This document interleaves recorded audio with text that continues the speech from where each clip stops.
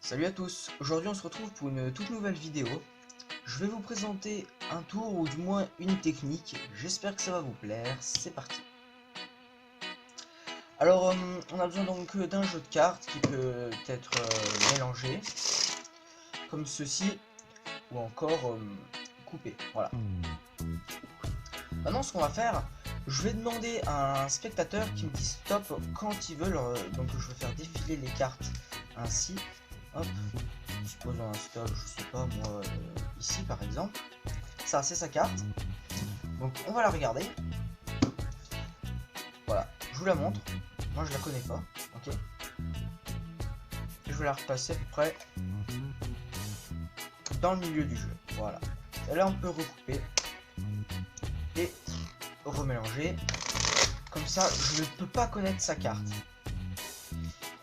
Hop. Alors je vous l'avais pas dit, mais auparavant, au commencement de la vidéo, j'avais fait une prédiction qui se trouve dans ce jeu de cartes, tatou, qui était l'as de cœur. Et je pense que votre carte choisie est l'as de cœur.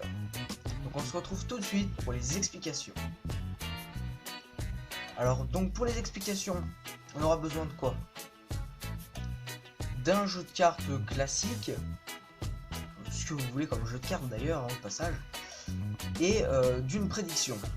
Alors le top, je trouve, c'est une prédiction comme ça avec la carte directement à l'intérieur d'un autre paquet, ou sinon si vous n'avez qu'un jeu de cartes, ça n'a pas d'importance, vous pouvez très bien l'écrire sur un papier ou autre, voilà. L'impact sera le même, je pense. Voilà. Alors comment on fait ça? Il faut d'abord auparavant choisir la carte à forcer. Supposons que je veux forcer l'as de pique. Et bien l'as de pique, je vais le placer sous le jeu de cartes, ici. Quand je vais mélanger le jeu de cartes, donc bien sûr là le spectateur ne peut pas le mélanger, le jeu de cartes c'est pas possible.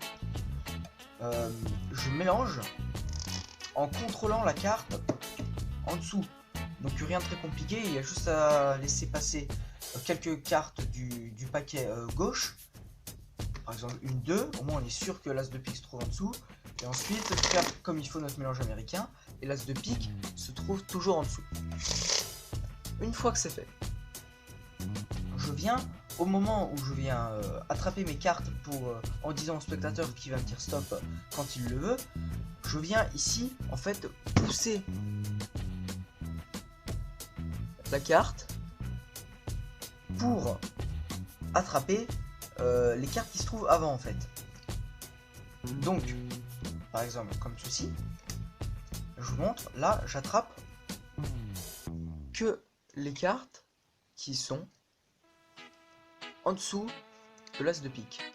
Et au moment où le spectateur va venir me dire stop, je vais attraper l'as de pique comme ceci, et au moins c'est un forçage ni vu ni connu. Donc ensuite, je pense que vous avez deviné ce qui va se passer, hein. Vous aurez votre prédiction. Alors soit vous pouvez faire par exemple dire au spectateur que vous faites du mentalisme en regardant dans les yeux, en disant que vous pouvez lire dans ses pensées, et en disant que vous avez choisi qu'il a choisi l'as de carreau. C'est tout à fait possible, après vous adaptez comme vous voulez, voilà. Donc j'espère que ce tour vous a plu, et moi je vous dis à la prochaine pour un nouveau tour. Salut!